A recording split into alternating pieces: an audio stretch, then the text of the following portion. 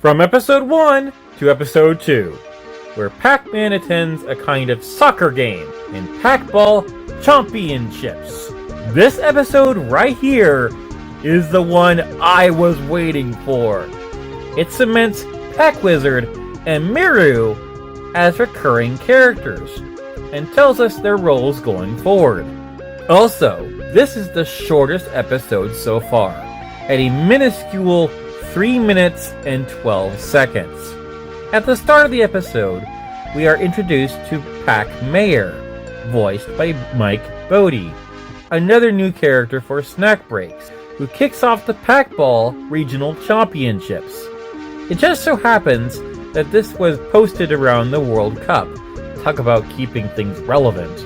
Love the praise America got because of that event. So it's blazing hot outside, but look at this. I'm going to step into this establishment, and it's chilly. How big is it? Bite. That was bite, man. That's your first ever bite of Texas barbecue. What do you think? Amazing! I have to say this about the World Cup. America has absolutely smashed it. Before this tournament, we had people online saying it's going to be a terrible World Cup. America doesn't like football. Nobody's going to travel. We're not going to feel welcomed. And it's been quite the opposite. A huge apology, because America is nothing like what the media tells us. Everyone is so friendly, everyone is so accommodating, and I've honestly had the best time. It's incredible. The people, this is why I stayed, because you guys are just amazing. At the Regional Championships, a great portmanteau, Pac-Man has an obscene amount of food for refreshments. He downs it all in 2 gulps, ends up like this, then scurries off when he hears a call for Packer Jacks, a clear parody of Cracker Jacks. Where does he keep all that food? While the Pac-Man themed soccer game plays, Pac-Man eats a whole Pac-Man shaped pizza, scarfs a hot dog, then a dumpling, then is down for the count after a jawbreaker. The moment when Miru tries to wake him up, our inciting incident of the game happens. The Pac-Ball stops in mid-air. It's Blinky, then spirits into view, wittingly called the Melty Popsicle. Now that is how you bring in the ghosts. So cool! The other 3 fly in.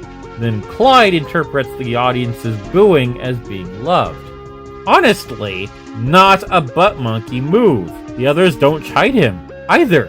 The mayor calls security. Cue the token cameo character. To my great surprise, after Miru of Pac-Pal as the flagship cameo character of Pac-Man Snack Breaks would be a character I would be familiar with within the world of Smash. But before that, we need to make a little tangent.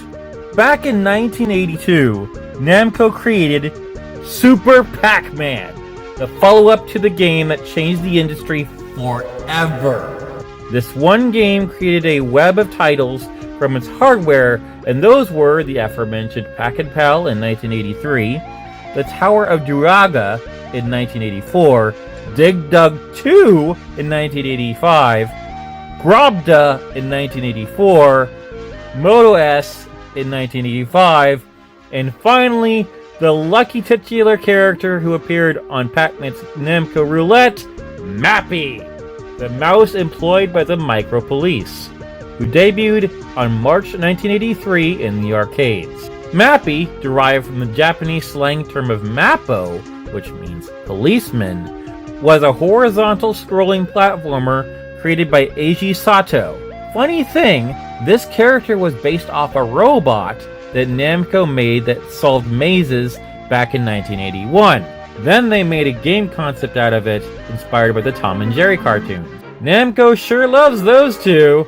In this title, your task is to retrieve stolen items in a mansion from the villainous Mewkeys or Meowkeys, depending on your region, using a left and right moving joystick and a button to open doors.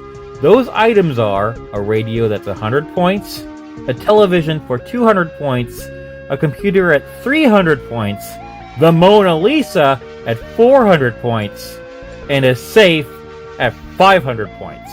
And these items can be found in pairs, giving you multipliers, as long as you avoid the cats who want them back. To get up onto a platform, however, you will need trampolines, and they don't last forever. When you bounce on them, they start green, then turn blue, followed by yellow, then red, and then they break.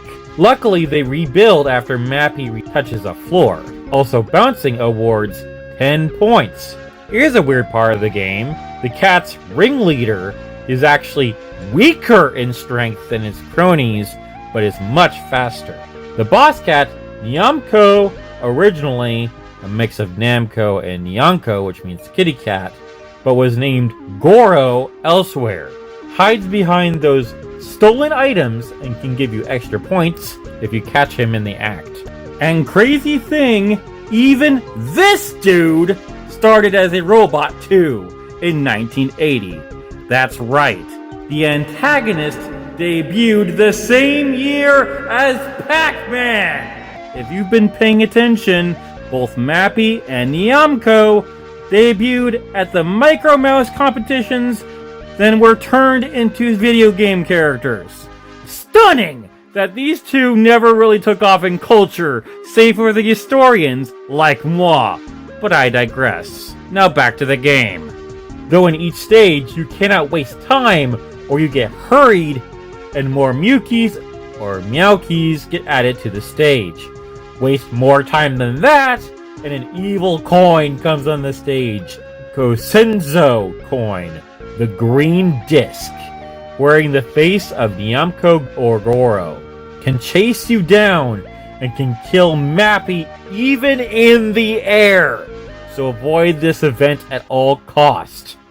Though you have a defense against those criminals, the microwave doors, as when you shut them, they blow back any Mewkeys or Meowkeys on that platform. Now, Mappy is no stranger to the world of PAC, as he fought alongside a version of PAC from Famista in Namco Super Wars, was in the PSP version of Pac-Man World Rally. He's in the typical game compilations, Namco Legendary Mountains, and a medley of music from his game appears in Super Smash Bros. Ultimate.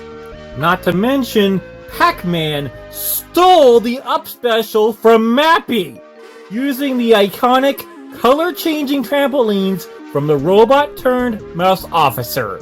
Get your own up special! Despite his bigger Japanese relevance, it'll be good to see him more often, thanks to Snack Breaks. When Mappy comes in the episode, he doesn't say a word. He's mouse-sized and ends up as a harmless joke. Poor guy needed his color-changing trampolines. Hope he will see him again. So we learned Pac-Wizard was here to collect glitch tier screams. That's a reference to the 256 glitch. And Miru tries to use that full bag to wake up Pac-Man, which is unsuccessful. This is where Miru, being the pal that she is, demonstrates her ultimate job of this series, what I call the messenger, the one who supplies the most important item of the story. She was the one that gave Pac-Man the letter in episode 1, and now she pulls out an actual power pellet. Yeah, I was mistaken last time, as I called the little dots power pellets. They're Pac dots. But finally, the Pac downs a power pellet, and a proper Pac-Man action scene ensues. All the ghosts turn blue, and our hero is hungry and energized. Pinky is eaten first, where he admits to be a hype man.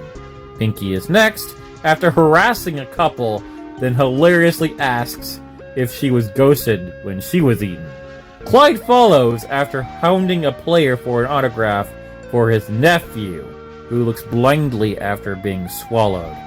Then last is Blinky, doing a proper Jane curse after being eaten. And boom! Ball deflates, which sounds like Pac's death tune. Nice reinterpretation. The team recognizes his skill, and then he is used as the ball. This legitimately was my favorite episode yet. The ghost had a real impact on the game itself. Pac-Man was actually Pac-Man. Miru gets a job for the show, and it was great to see Mappy again. A true Pac delight from beginning to end. A 5-star episode. What got me to that score was not only how masterfully we got to Pac proper, but Cartoona themselves asked us in the comments for ideas for future episodes. I suggested a Galaxian episode myself, but they did reply in a comment to a Pac-Fanatic that either Klonoa, Talkman, Mesmeron, Chop Chop, Pac Buddy, or Sourpuss will be appearing in the series, but they did not specify which one or when. They also said to consider the possibility of Orson coming as well. It's always fantastic when an animation studio considers the ideas of the fans. Cannot wait for next month! Also, hot off the presses, Mappy has a short show called Mappy 2.